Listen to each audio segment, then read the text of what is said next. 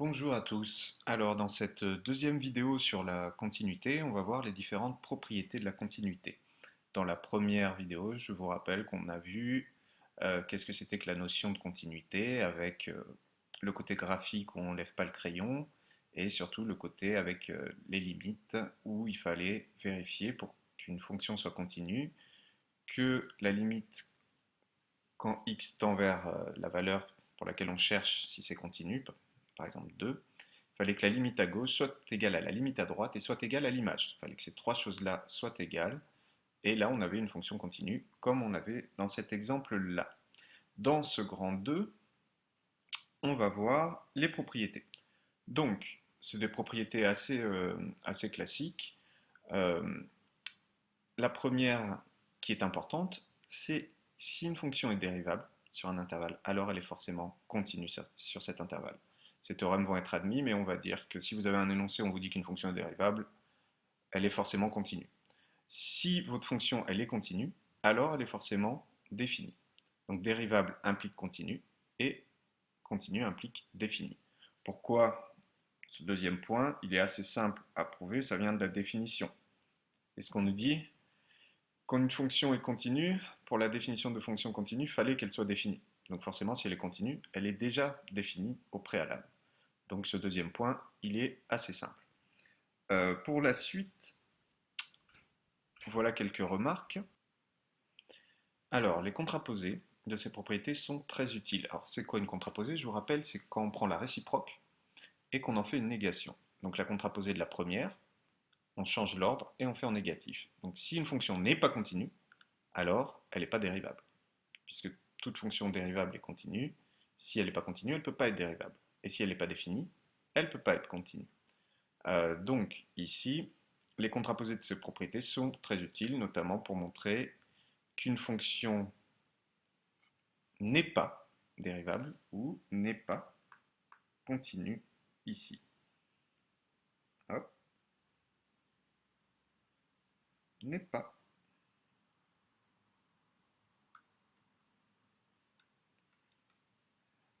La deuxième remarque, c'est que les réciproques, elles sont fausses. D'accord, ça c'est important. Sinon, on n'aurait qu'un seul mot, hein. Si les réciproques étaient vrais, ça voudrait dire que tout est équivalent, donc ce ne serait pas la peine de tout rechercher. Et la dernière, c'est que quand vous faites un tableau de variation et que vous faites une flèche, en fait, vous sous-entendez que la fonction est continue. Sinon, vous êtes obligé de faire deux flèches séparées. Donc quand il y a une flèche, c'est que tout le long de l'intervalle où vous avez la flèche de croissance ou de décroissance, la fonction est continue. Le théorème suivant parle des opérations. Donc qu'est-ce qui se passe quand on va vous demander si telle ou telle fonction est continue? Alors soit on fait ce qu'on a vu tout à l'heure, c'est-à-dire limite à gauche, limite à droite, et est-ce que c'est égal à l'image? Soit on a déjà des fonctions dont on sait qu'elles sont continues, et il y en a plein, dans les exemples on les a vus plus haut, tous les polynômes, euh, les différentes fonctions, la fonction inverse, etc.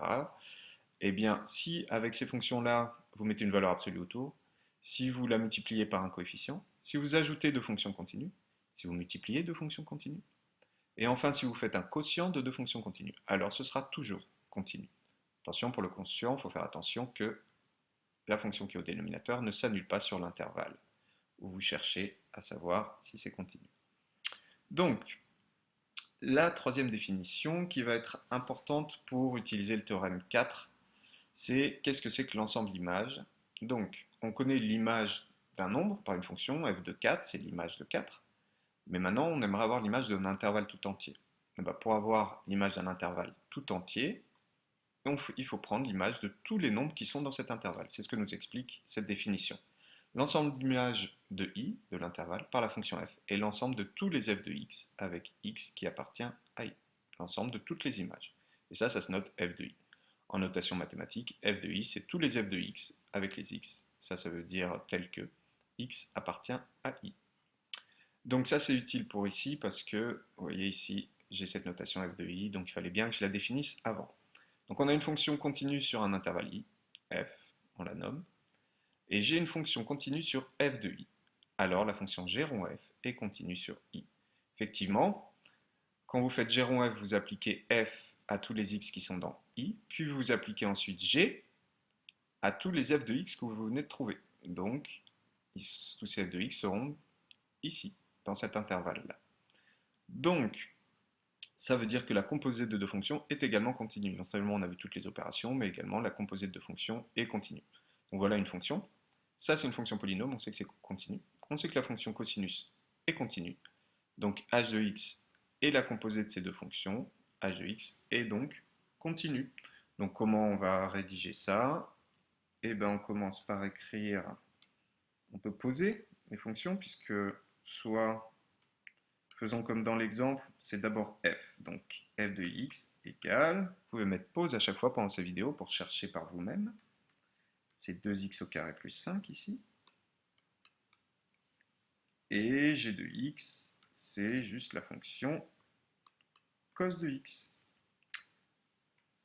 Alors là, on sait que f et g sont continus sur R. Voilà, je fais une pause comme ça, je l'ai écrit plus rapidement.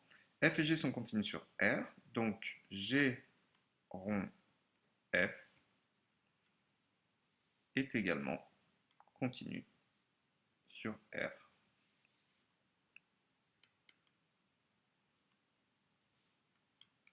Voilà.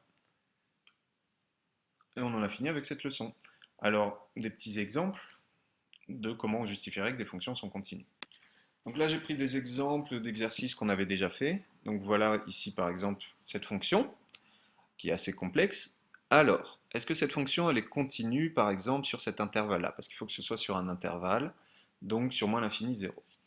Eh bien, la fonction x carré est continue, donc la fonction inverse également, donc 1 sur x carré est continue. Quand on rajoute 1, c'est continu. Quand on fait la racine carrée, à partir du moment où c'est défini, ce sera continu. Et quand on multiplie par x, c'est continu. Donc, on justifie en disant que f est continu en tant que produit et composé de fonctions continues sur cet intervalle-là. Voilà comment on justifierait. Pour une fonction comme celle-ci, on dirait que f de x est continu sur cet intervalle-là, par exemple, en tant que quotient de deux fonctions continues sur cet intervalle-là, dont le dénominateur ne s'annule pas sur cet intervalle-là.